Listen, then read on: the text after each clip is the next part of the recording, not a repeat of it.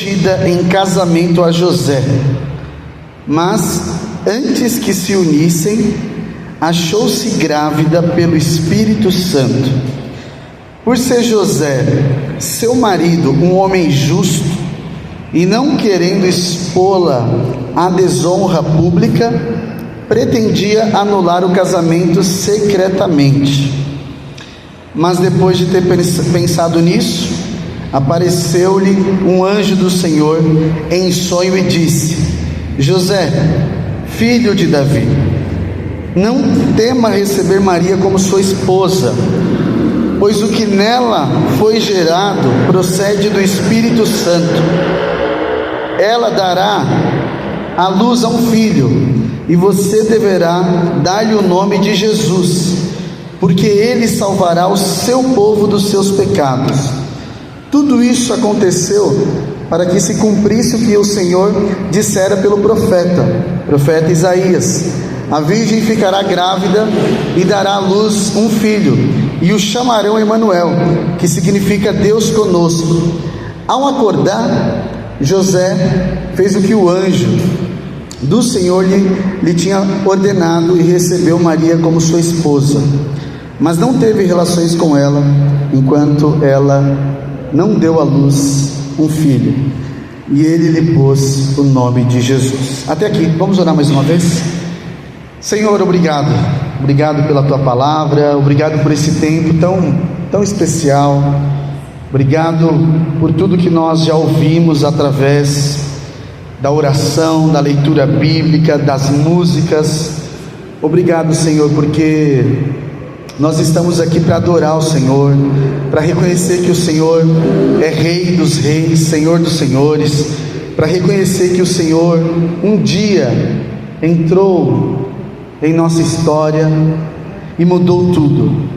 Ó Deus, a gente quer pedir para que o Senhor continue intervindo graciosamente em nossas vidas, Pai, como o Senhor fez, como o Senhor continuará fazendo, Pai, porque se depender de nós somos fracos, limitados. Ó Deus, nós erramos muitas vezes o caminho, mas graças ao Senhor que nos encontra todos os dias e nos traz para perto, Pai. Abençoa, Senhor, então nosso coração, nossa mente, e fala aos nossos corações, em nome de Jesus, amém. Amém. Estamos em dezembro, e dezembro você sabe que é a época do Natal, e eu quero continuar a nossa série de reflexões sobre o Natal. Hoje nós vamos falar sobre o Deus que entra na nossa história de vida, na história da humanidade. E o texto que nós vamos refletir é esse texto que nós acabamos de ler de Mateus 1, capítulo, dos versículos 18 ao 25. Irmãos, é muito curioso quando a gente olha para dezembro e parece que as coisas aceleram mais do que o normal. Como o Enoque falou, as coisas se multiplicam, não é só as contas, não é só os boletos, não são só os boletos. Parece que a nossa vida, ela fica muito mais corrida, mais pesada, a vida parece acelerar muito mais rápido. A gente tem uma agenda extremamente cheia, parece que falta tempo para a gente poder cumprir os nossos compromissos. A gente precisa comprar coisas, não só as coisas para uma possível ceia, mas uma lembrancinha ou outra, presente, enfim, nós temos compromissos, nós temos cobranças também, cobranças internas e cobranças externas também. Nós temos expectativas para o Natal, expectativas para o Ano Novo, expectativa para 2026. Então o Natal muitas vezes ele perde a essência, não porque nós queremos, mas porque a correria do dia a dia, as demandas da vida, faz com que a gente esqueça o principal, a essência, a primícia. Então a gente muitas vezes vive no barulho, dorme no barulho, ou às vezes nem consegue dormir por causa da ansiedade que toma conta. A gente corre para lá, corre para cá, é celebração para lá, é celebração para cá. Tudo exige de nós, tudo exige da nossa família, tudo pressiona a gente. É o comércio, é a cultura, tudo parece que fica comprimindo a gente. E no meio dessa correria, a palavra de Deus nos convida, nos desafia a ouvir um anúncio. Não um anúncio comercial da televisão que a gente vê, não um anúncio do Instagram que a gente fica rolando lá o Reels o dia todo. Não é uma propaganda emocional, uma frase de efeito, uma frase coach, uma frase de autoajuda, frase do tipo assim: o ano que vem vai ser muito melhor, espera chegar 2026, ou a frase de efeito: acaba logo 2025. Mas a Bíblia nos convida a ouvir um anúncio divino, sobrenatural, transcendente. Olha só, irmãos, que interessante. Mateus não começa o Evangelho nesse clima que eu falei. Aparentemente esse clima que eu falei é um clima de festa, não é verdade? É um clima de compras, é um clima de compromissos, é um clima que parece que a gente se sente mais útil do que os meses anteriores. Mateus, ele começa o evangelho dele não num clima romântico, não num clima de comercial, de presentes. Ele começa o evangelho dele com uma crise, contando uma crise. Por isso que eu amo a palavra de Deus, porque a palavra de Deus, gente, nos aproxima de realidades, de histórias muito parecidas com as nossas, de pessoas que são falhas, pecadoras, de famílias que são muitas vezes desestruturadas, de pessoas pecadoras como eu e você. Então Mateus começa com uma tensão, com um problema. Não tem luzes espalhadas lá por Israel, Jerusalém. Não tem trocas de presentes. Não tem uma correria, um oba-oba para lá e para cá. Não tem shoppings lotados.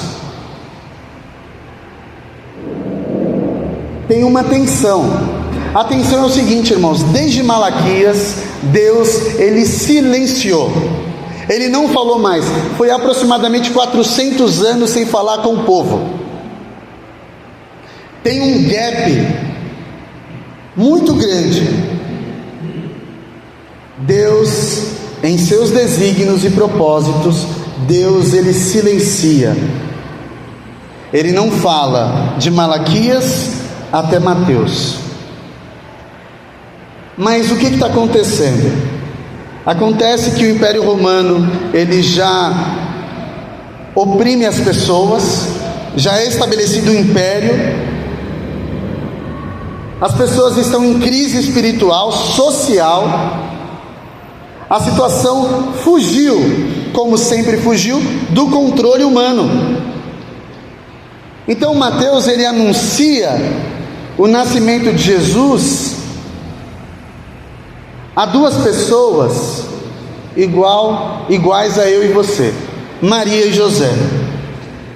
Num contexto de colapso espiritual, social, ele anuncia que haveria de nascer o Messias prometido, o Cristo, o prometido. O nascimento de Jesus acontece quando a vida de Maria e José parecia caminhar para uma história legal, tranquila. Mas Deus, na sua infinita graça e bondade, soberano sobre todas as coisas, Deus faz a coisa diferente. Vou te dar um exemplo como Deus faz as coisas que fogem, irmãos, do nosso controle. Vamos fazer uma EBD rápida aqui. Por que Isabel não poderia ter filho? Isabel Por quê? Era estéril. Qual era a idade de Isabel? A idade, o que a Bíblia fala sobre a idade dela? Idosa, muito velha. Idosa, na sua velhice, estéril, não poderia ter filhos. Lucas traz uma ótica diferente. Em Mateus, qual é a surpresa nossa, leitores da Bíblia, quando a gente imagina que o anjo anuncia que Maria daria à luz a um filho? Por quê? Porque Maria é jovem, é uma moça, é uma adolescente. Olha só que interessante, irmãos, duas óticas diferentes, dois evangelhos com histórias diferentes, mas é o mesmo Deus anunciando as coisas semelhantes. É assim que acontece na minha e na sua vida. Quando a gente pensa que nós perdemos o controle, é quando Deus fala para nós: está tudo sob controle. Eu vou agir no momento exato da história. Eu vou invadir a história humana quando eu quiser. Agora, vale a pena lembrar que nós estamos aqui falando exatamente do nascimento de Jesus e a sua infância, mas a Bíblia já fala que desde Gênesis haveria o Messias, um homem que esmagaria a serpente. Gênesis já profetizou que haveria um menino, um bebê, que nasceria de uma virgem e que derrotaria o pecado e a morte. Então, a Bíblia de ponta a ponta está conectada com essa promessa, e essa promessa agora vai se cumprir. Deus é o Deus que cumpre a promessa no tempo dele, e o tempo dele é diferente do nosso. Então, quando Deus anuncia Jesus a Maria, a José, ele invade a história humana para dizer que esse menino que vai nascer, ele vai salvar pecadores. Ele vai salvar. Ele vai não só salvar, ele não só vai encarnar, esse Deus não só vai encarnar e viver entre os homens e depois morrer, como ele vai habitar nos pecadores também. Ele vai garantir salvação, ele vai garantir redenção, não vai possibilitar. Possibilitar é algo subjetivo, não é verdade? Mas ele vai garantir, é certeza. Ele vai garantir, ele vai habitar conosco e ele vai nos conduzir. Irmãos, olha só que interessante também. Todas as vezes que Deus vai usar anjos para anunciar o nascimento de Jesus, sabe qual é o contexto? O contexto não é de alegria, de felicidade, não é um contexto de amigo secreto, não é um contexto de festa, de ceia, não é um contexto alegre, é um contexto de medo. De medo. O que o anjo disse para Zacarias? Não temas. O que o anjo disse para Maria? Não temas. E o que o anjo vai dizer para José? Não temas. Por quê? Porque fugiu do controle, irmãos, humano. E quando foge do nosso controle, dá uma sensação de medo, não é verdade? Dá uma sensação de insegurança, de incapacidade. Fugiu do controle, perdemos o controle. É assim ou não é? É assim quando nós somos comunicados em nosso trabalho que nós vamos ser demitidos. É uma sensação de perda de controle. Perdemos o controle. É assim no casamento, quando o casamento está em crise e um dos dois fala uma palavrinha que não deveria existir, e se existisse, deveria urgentemente lutar para corrigir. Quando um dos dois fala a palavra divórcio, Parece que a sensação fugiu do controle, não é verdade? Fugiu, e agora? O que vai acontecer? Eu espero que a gente tenha essa sensação, né? Porque se você não tiver essa sensação, aí piorou mais ainda o caso, a situação. Ou quando a gente recebe uma notícia de uma doença, estamos enfermos, fugiu do controle. Para nós, fugiu totalmente do controle. Para Deus, é um palco para o sobrenatural acontecer. Foi isso que aconteceu. Deus anuncia em meio à confusão humana, a situação desafiadora. Olha o versículo 18 e 19. Foi assim o nascimento de Jesus Cristo. Maria, sua mãe, estava prometida em casamento a José. Mateus diz que os dois estavam noivos. Mas aí você pode falar, pastor, mas está tranquilo. Eles estavam noivos ainda, nem casados eram. Poderia então se separar, ué. Mas no contexto judaico, irmãos, o noivado era um compromisso legal, formal, registrado. Era como se fosse um pré-casamento já. Não é nos dias de hoje que a gente olha e vê a sociedade se divorciando, um começa a namorar com o outro, depois se separa, depois casa e depois recasa de novo. Eu não estou julgando aqui, irmãos, os motivos, eu só estou dizendo que não é tão aberto como é hoje. Nesse contexto aqui, contexto judaico do Novo Testamento, se noivou, tinha que casar. Então Mateus fala que os dois estavam noivos. Não era um tempo de se conhecer, era um tempo de casar. Estavam prestes a casar. E separação, mesmo noivos nesse contexto, e separação exigia o quê? Divórcio, carta de divórcio.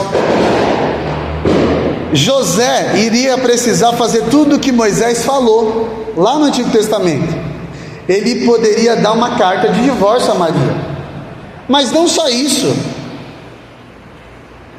ele poderia expor Maria, porque isso era uma desonra, ela teria adulterado com alguém, e portanto ela merecia ser apedrejada. Mas José é um dos homens mais, assim, que tem uma hombridade, irmãos, que eu desconheço. José mesmo, esse daqui mesmo, esse carpinteiro, simples, tranquilão, um homem de boa. Maria também na dela, tranquila, os dois aparentemente pobres, jovens.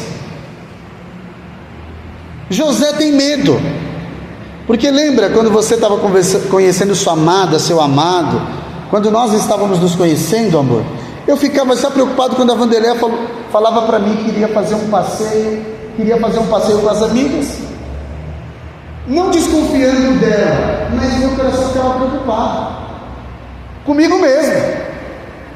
Meu Deus do céu, as amigas, as influências. Irmão, agora imagina o cara noivo, prestes a casar, ele ouve uma notícia: olha, sua esposa está grávida, sua noiva está grávida. Imagina a cabeça desse homem: meu Deus, ela me traiu, ela simplesmente me traiu. Então o que José poderia enfrentar nessa possível desordem do coração dele? O que ele iria enfrentar? Além da desonra pública, além da vergonha pública, a dor emocional, confusão espiritual e medo do futuro. E a Bíblia diz que José é chamado de justo, não justo porque a moral dele é show de bola, é justo porque ele conhecia a lei do Senhor, ele amava o Senhor, mas ainda não entendia o que Deus estava fazendo. Pudera, irmãos, quem poderia entender o que Deus estava fazendo? Por que eu estou enfatizando tanto José? Porque Mateus ele vai dar o olhar de José, a ótica de José. É isso que Mateus está querendo mostrar para a gente. Olha a ótica de José. Lá em Lucas, a ótica de Maria, a mulher agraciada. Mas aqui a ótica do homem, que poderia expor a esposa. E a decisão de José foi o seguinte: eu não vou comunicar ninguém, para ela não ser apedrejada. Olha só esse homem, irmãos, que homem santo. Não vou expor ninguém, não vou expor Maria para ela não ser apedrejada. Eu vou sair secretamente, em oculto. Tipo assim, eu vou sair debaixo dos panos. Eu vou fugir, gente. Eu vou deixar as informações incompletas. Ele fez isso para, inclusive, proteger Maria.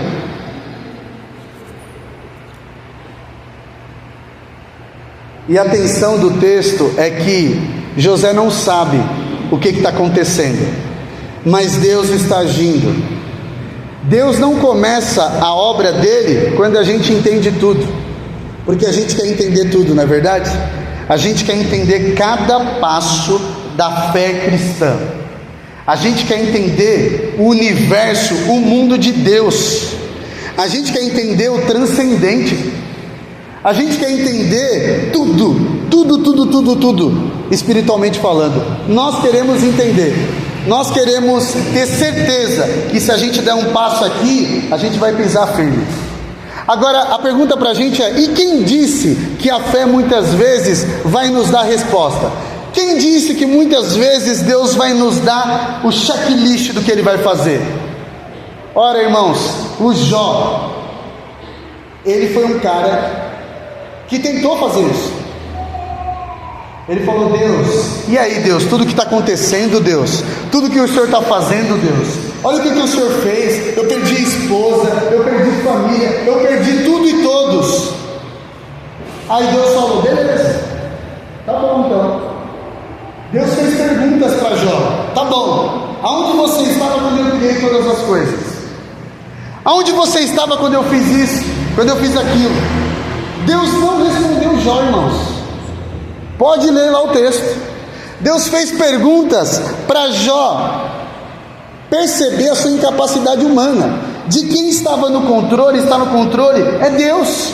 Deus está no controle, Deus é soberano. Nós não somos, nós somos limitados, nós somos finitos. Mas quando a gente reconhece que a gente não controla nada, aí a gente experimenta da graça, do milagre do Senhor. Quando a gente olha e fala: Senhor, seja feita a tua vontade, como Maria fez, a gente consegue, a partir do nosso coração, entender como Deus é amoroso e gracioso. Então, antes da gente tomar qualquer decisão, a gente precisa se perguntar: em que área da nossa vida Deus está agindo, mesmo quando aparentemente está confuso para nós? Deu para entender mais ou menos? Em que área da nossa vida Deus está agindo, mesmo quando a gente olha e fala: cara, isso daqui está uma bagunça, isso daqui está muito confuso, eu não estou entendendo isso. Irmãos, Deus está agindo, Deus continua operando, Deus continua curando, Deus continua salvando, Deus continua perdoando, irmãos. O que é difícil para nós não é difícil para o Senhor. O que é impossível para nós não é impossível para o Senhor. Deus vai falar isso lá em Lucas, o mesmo contexto de nascimento de Jesus, mesmo contexto do Natal. Antes da gente decidir qualquer coisa, que a gente pare, ore, que a gente não reaja no impulso, na dor, na ansiedade, que nesse Natal a gente desacelere um pouquinho mais e perceba que Deus, o menino Jesus, o nosso Senhor e Salvador, está agindo, está no controle de todas as coisas. Deus, o nosso Senhor, invadiu a nossa história para fazer diferente, para reescrever a nossa história. Deus não escreve certo por linhas tortas. Deus escreve o que Ele quer, da maneira que Ele quer. Não é torto. é reto, é perfeito.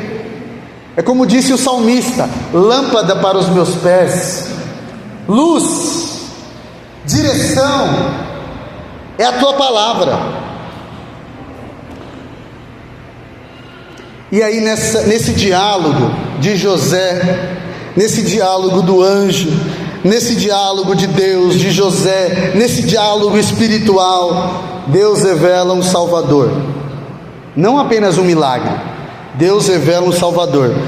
Versículo 20: mas depois de ter pensado nisso, apareceu-lhe um anjo do Senhor em sonho e disse: José, filho de Davi, não tema receber Maria como sua esposa, pois o que nela foi gerado procede do Espírito Santo. Ela dará à luz um filho, e você deverá dar-lhe o nome de Jesus, porque ele salvará o seu povo do pecado. O anjo aparece em sonho e diz: não temas. O Natal, portanto, irmãos, é para lembrar para o meu e para o seu coração que no amor não existe medo. Quando nós estamos enraizados no amor, no perfeito amor, o amor lança fora o medo. Nós podemos estarmos convictos dessa verdade. Nós não precisamos estar com medo. O Natal lembra isso para nós, que num tempo de medo, num tempo de desordem, num tempo de confusão espiritual, confusão social, Deus diz: não temas, não tenha medo. Meu irmão, não tenha medo, minha irmã, não tenha medo dos desafios da vida. Um anúncio de que Jesus haveria de vir não é sobre uma gravidez milagrosa, ainda que seja um milagre, ainda que seja sobrenatural, mas é sobre um bebê que viria ao mundo para nos salvar, porque nós estávamos perdidos, porque nós estávamos destinados à condenação eterna. Você lembra da genealogia de Jesus aqui, em Mateus capítulo 1, versículo 1 ao versículo 17? Lê genealogia entediante, irmãos. Olha, especialmente as genealogias do Antigo Testamento. No Novo Testamento só tem duas, Mateus e Lucas. E aí Mateus vai falar da família de Jesus. A família de Jesus, irmãos, é complicada, é difícil a família de Jesus. Não é fácil não, irmãos. Olha só quem é a família de Jesus. Não precisa acompanhar não, eu vou ler aqui rapidinho. Olha a família de Jesus. Tem um camarada aqui que se chama Salomão. Tem outro camarada que se chama Isaac. Tem um que se chama Abraão. Tem uma mulher aqui que se chama Raabe. Se a gente ler, dá até para a gente colocar o santo ou santa na frente, não é verdade? Depois faz esse exercício na sua casa. Santa Raabe, Santo Abraão, Santo Salomão. E aí tem outros aqui: Abiúde, Jeconias, Salatiel, tem Roboão, tem Obed, tem Ruth. Por que eu estou dizendo isso, irmãos? Essas pessoas aqui de santo e santa não tem nada. Nada. Pecadores, falhos, que erraram muito, mas que soberanamente Deus decidiu colocar essas pessoas na árvore genealógica de Jesus.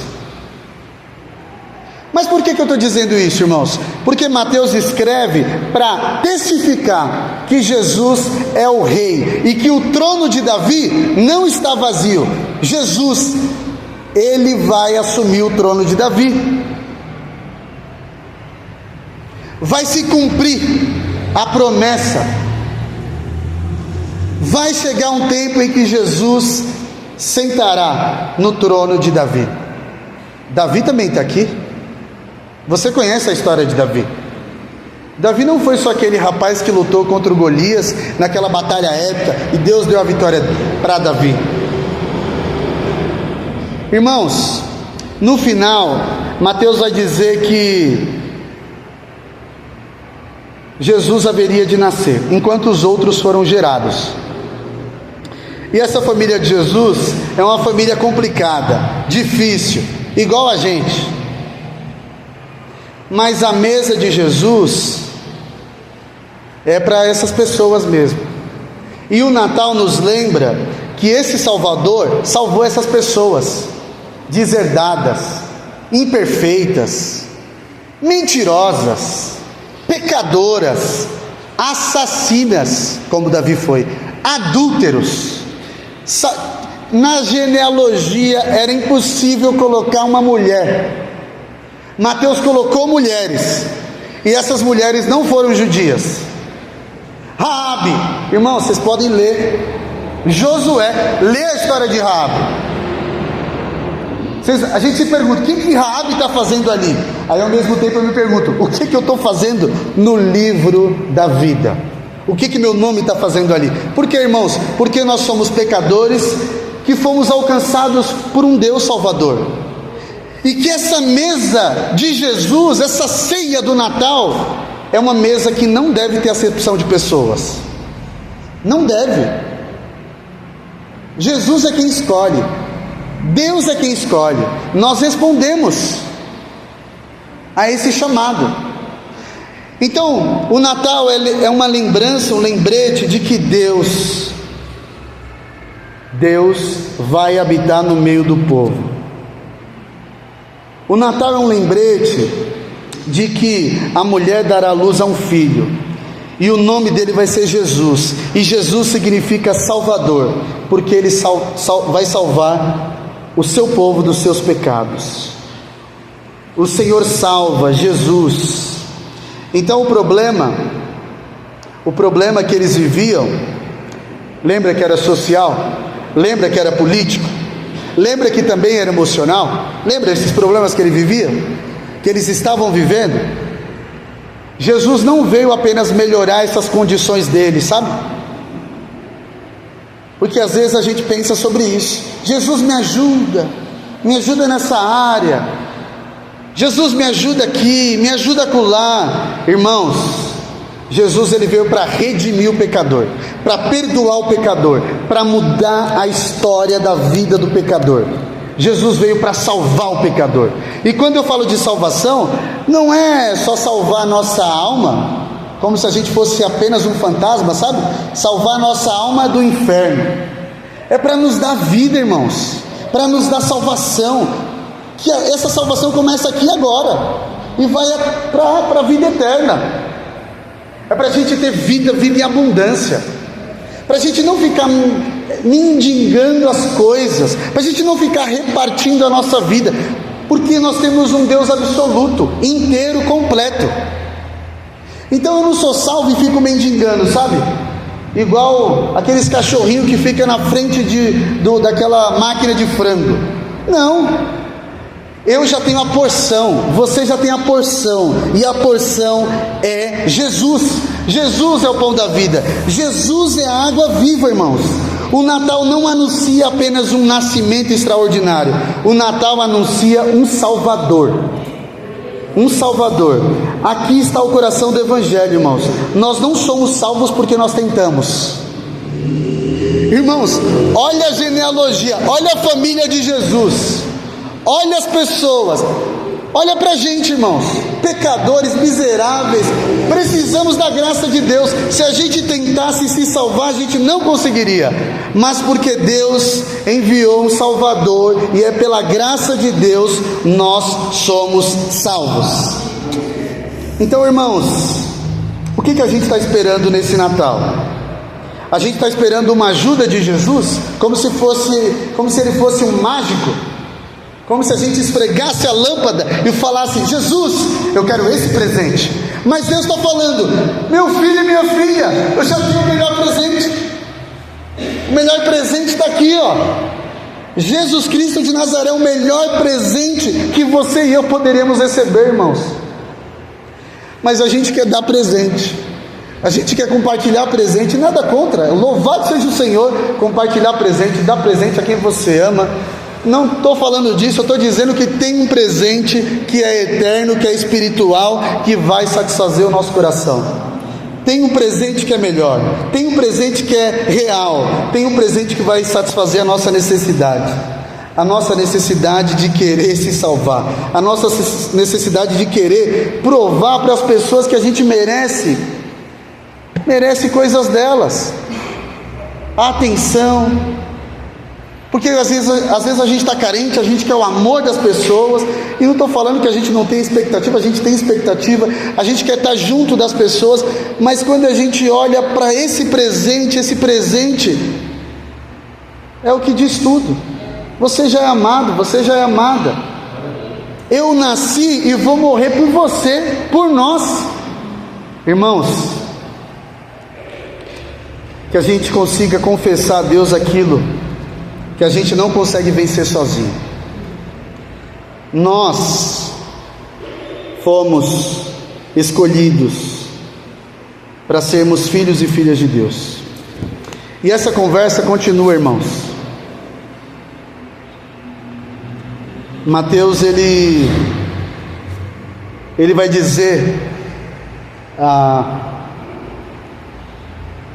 um outro nome do Senhor.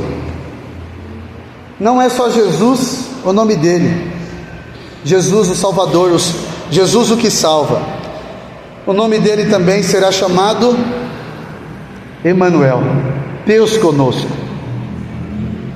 Mateus conecta o anúncio de Isaías, da profecia de Isaías, ele conecta agora, ele aplica, porque ele está dizendo em outras palavras, irmãos, vai se cumprir, agora vocês verão o Deus Emanuel, vocês verão o que os profetas Isaías profetizou, um menino vai nascer. Isso é muito profundo, irmãos, porque não é uma simples mensagem, não é um simples versículo. O que Mateus está querendo dizer é que Deus vai enviar a si mesmo. Parece louco, né? É tipo assim, Deus vai enviar Ele mesmo. Eu sei que o Pai planejou e o Filho vai executar esse plano maravilhoso. O Evangelho não diz que Deus observa de longe a história da humanidade, mas que Ele vai entrar na história agora, irmãos.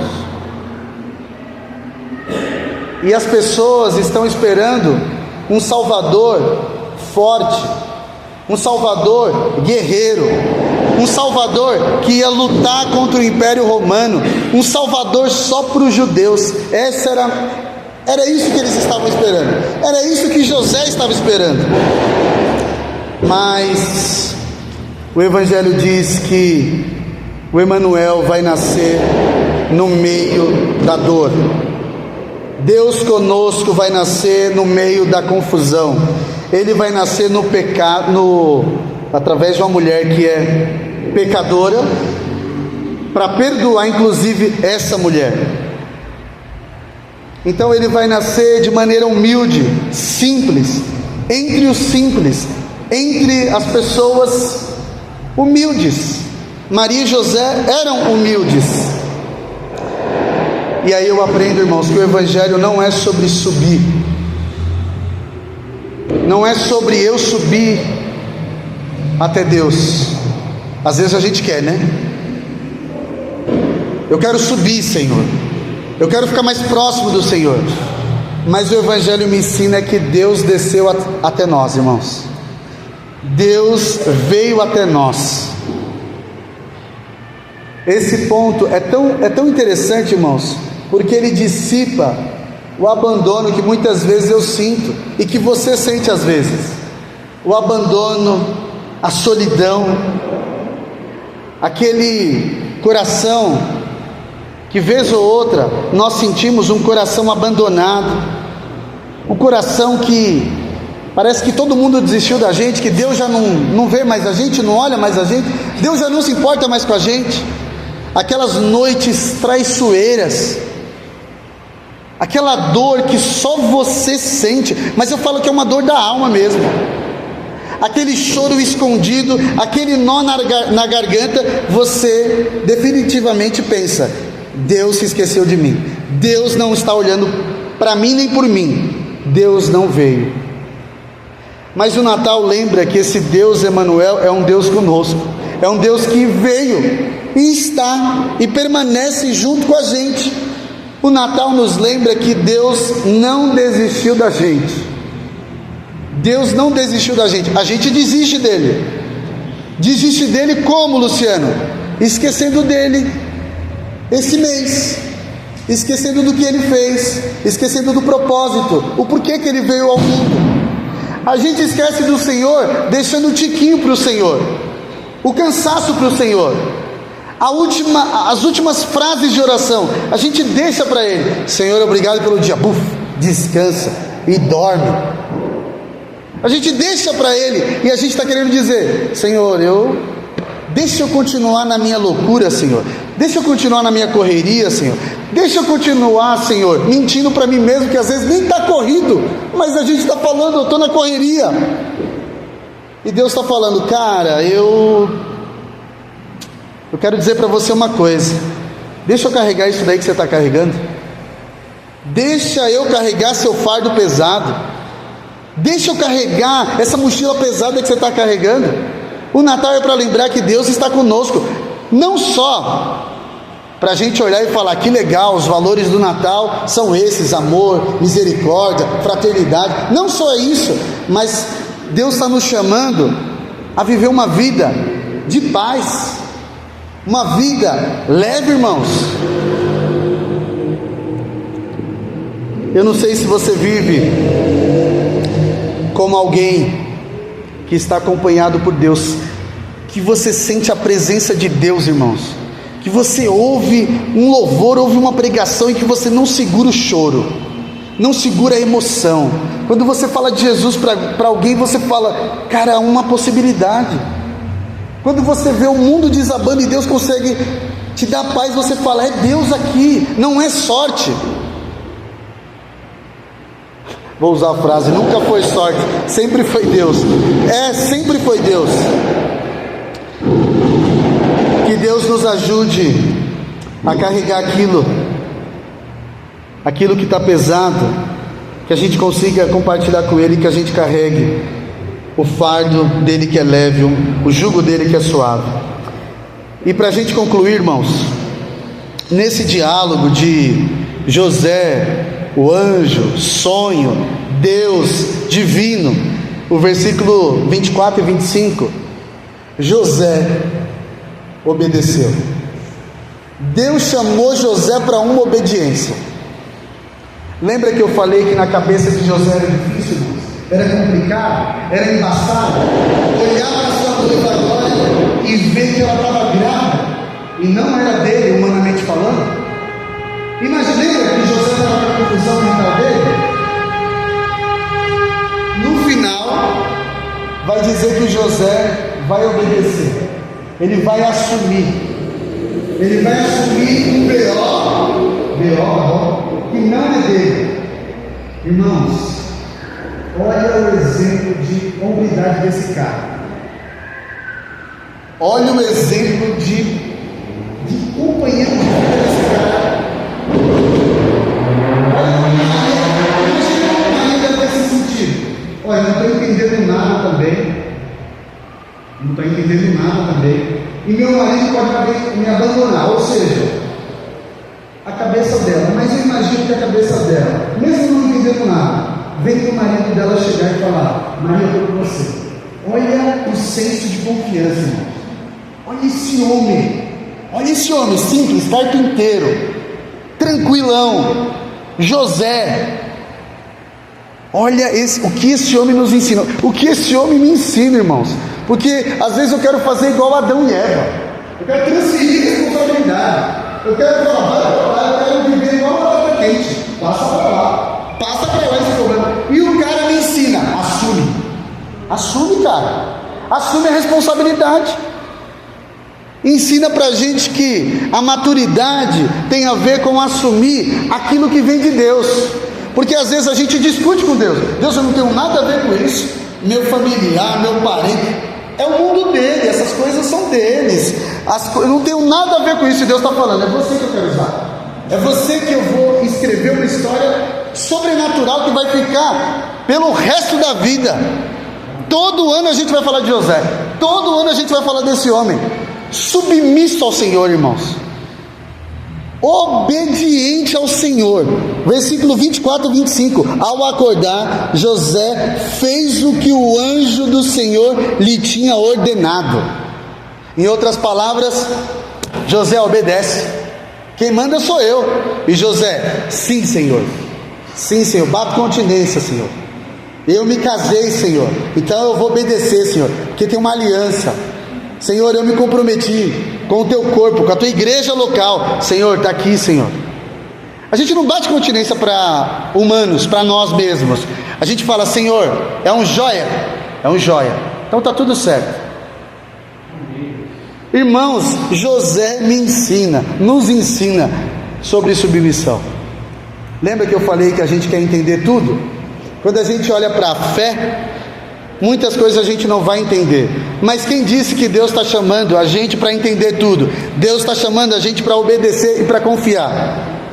José acorda e obedece. Ele não recebe todas as respostas, mas recebe uma direção clara. Vai. E essa direção clara basta para ele. Ele assume Maria, assume Jesus e assume o plano de Deus. Agora olha que lindo, irmãos. Maria olhando para José, olhando para a humildade de José, para o amor que José tinha para com ela. Aí o que acontece? Em Lucas, você pode ler capítulo 1 e 2, vai dizer que o Império Romano decreta, tem um mandato, Jesus precisa morrer, Jesus tem que morrer. E o que acontece? Os dois fogem. Agora, imagina a cabeça de Maria. As mamães aqui vai concordar. Quando você está com barrigão, cara, é muito difícil você andar.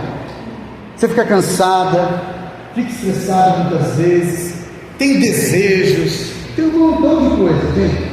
Quem fica com barrigão aqui, a mulherada é forte demais, guerreira demais. Aí José sabe desse decreto. E o que José fala? Maria, vamos comigo. Irmãos, Maria se submete, irmãos. Maria bate continência para Deus e fala, José, estamos juntos. Por quê? Porque você me assumiu. Tipo, Maria está respondendo ao que José fez. Que lindo, irmãos. É sempre o homem que se sacrifica, que assume, que paga o preço. E a resposta da mulher é, estamos juntos, você sabe para onde você vai me levar. Você é assim com Deus, cara. E aí eles vão e fogem para o Egito. Olha que lindo, irmãos. Olha que legal, irmãos. Olha que bênção, irmãos. José nos ensina que a obediência não é uma ausência de dúvida, mas é a confiança em quem fala. E quem falou para ele foi o próprio Deus. E quem está falando para nós aqui é o próprio Deus, a palavra dele. A fé madura não elimina as perguntas, porque na caminhada a gente vai perguntar para o Senhor. A gente vai fazer igual a Abraão.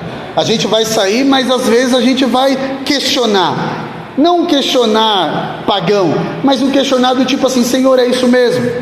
A gente faz isso na nossa vida, no trabalho, na família, para viajar. A gente fala, Senhor, me ajuda, me orienta, me dá uma luz, Senhor. Mas a partir do momento que a gente dá o passo, Deus sustenta. José abre mão do controle dele. José rasga tanto a carta do divórcio e ele também não foge mais. Porque quem obedece a Jesus não foge. Quem ama a Deus não foge. Quem obedece a palavra de Deus não foge, irmãos. Ele tentou humanamente fazer isso, mas ele olhou e falou, é o próprio Deus falando para mim. José abre mão do controle, abre mão da reputação e da própria lógica humana para se submeter à vontade de Deus. A pergunta para nós então é o que Deus já deixou claro para você, mas você ainda está adiando em obedecer, adiando. Amanhã eu vejo, e o Espírito está incomodando. O Espírito está incomodando. E se tem uma coisa que o Espírito faz é incomodar, irmãos. O Espírito Santo incomoda muitos crentes. Muitos crentes. O Espírito Santo me incomoda demais. E além de incomodar, o Espírito Santo parece que ele não deixa nada em oculto, sabe? Nada. A gente pode fazer um montão de coisa, mas aparecem situações que a gente fala: meu Deus do céu, é o diabo testando a minha fé. Não, é só Deus colocando a gente à prova mesmo. E aí, vai decidir? Vai se posicionar? Irmãos, que a gente possa dar um passo hoje de obediência, que a gente fala: Senhor, eu obedeço, Senhor, Senhor, mesmo sem entender tudo, eu obedeço. Irmãos, o Natal começa com um anúncio que invade a história humana, invadiu a nossa história humana. É Deus entrando no nosso caos, nos nossos desafios. É Deus revelando um Salvador. Esse Salvador se faz presente em nossa vida, é o Deus Emanuel, e nós podemos confiar em nome de Jesus. Em meio à correria da vida, irmãos, em meio à loucura que nós estamos vivendo, por isso que eu falei, irmãos, não é inconsciente muitas vezes, a vida nos comprime mesmo, a gente tem os desafios, a gente precisa lidar com tanta coisa, é essa correria mesmo. Mas o que eu queria desafiar a mim e a você é lembrar do maior convite do Natal. E o maior convite do Natal é ouvir o anúncio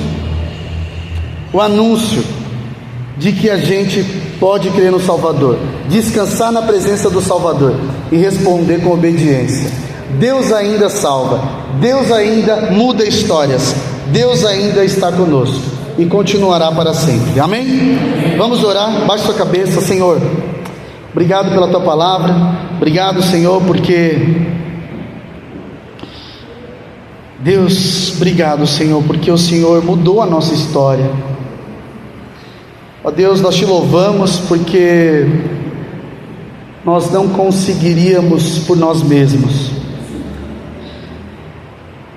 Obrigado porque o Senhor não só nos ajuda, mas o Senhor transforma. Ó Deus, trabalha na vida do meu irmão, da minha irmã, trabalha na minha vida. Se tem alguém aqui que precisa de um Salvador, se tem alguém aqui que precisa de uma resposta, se tem alguém aqui que precisa de um milagre, como o Senhor fez ao nascer de uma virgem de Maria, se tem alguém aqui, Senhor, que precisa nascer, que o Senhor precisa nascer no coração, se tem alguém aqui perdido no caos, na escuridão, ó Deus, em nome de Jesus, chama para perto, chama o nosso nome, Senhor. Ó Deus, bate na porta do nosso coração. Obrigado porque o Senhor é doce, a tua voz é suave. Obrigado, Jesus, porque nesse final de ano nós somos lembrados que o Senhor continua escrevendo a nossa história, Pai. Obrigado por tão grande graça, amor, e nos ajuda, Senhor, a ouvir o melhor anúncio: nasceu o Salvador. Amém.